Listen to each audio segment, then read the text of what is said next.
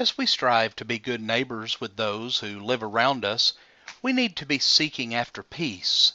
Solomon makes the statement in Proverbs 17 and verse 19 that he who loves transgression loves strife, but he who raises his door seeks destruction. Solomon connects transgression and strife with one another, and those who are wicked are the ones who love strife.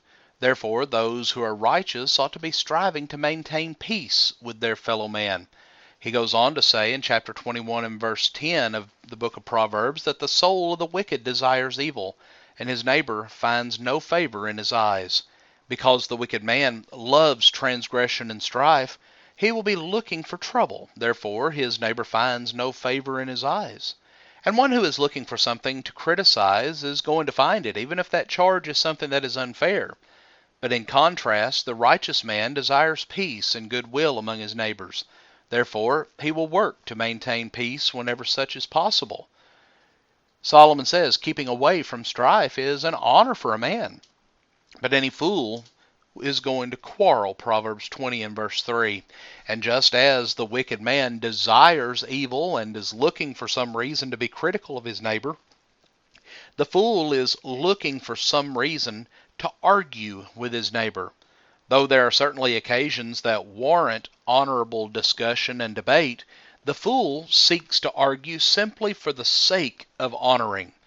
The honorable course, though, is to avoid strife whenever possible. Solomon he adds to this point, do not go out hastily to argue your case. Otherwise, what will you do in the end when your neighbor humiliates you?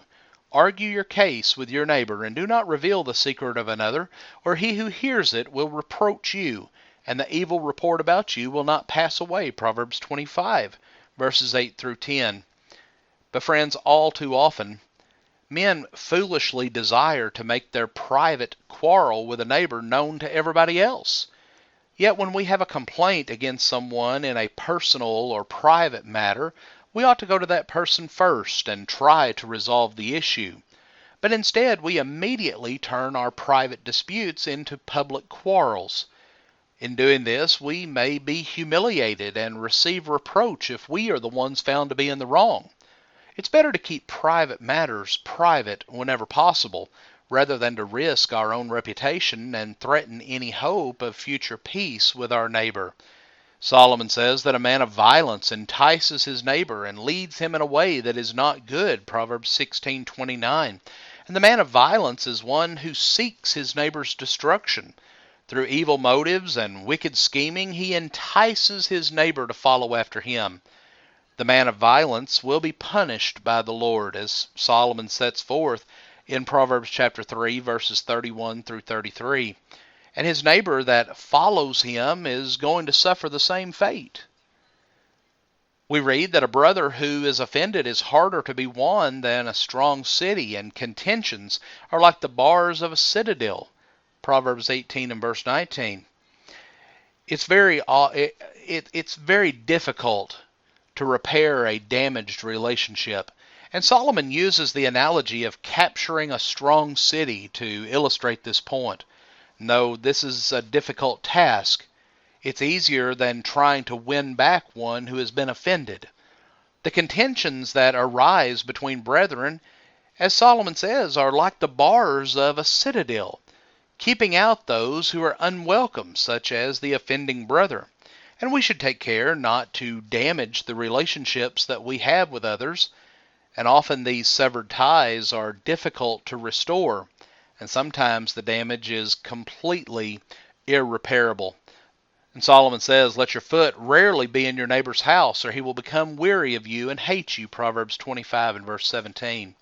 In trying to be good neighbors, some will take it upon themselves to visit and spend time with them to show their neighbors that they really value their relationship.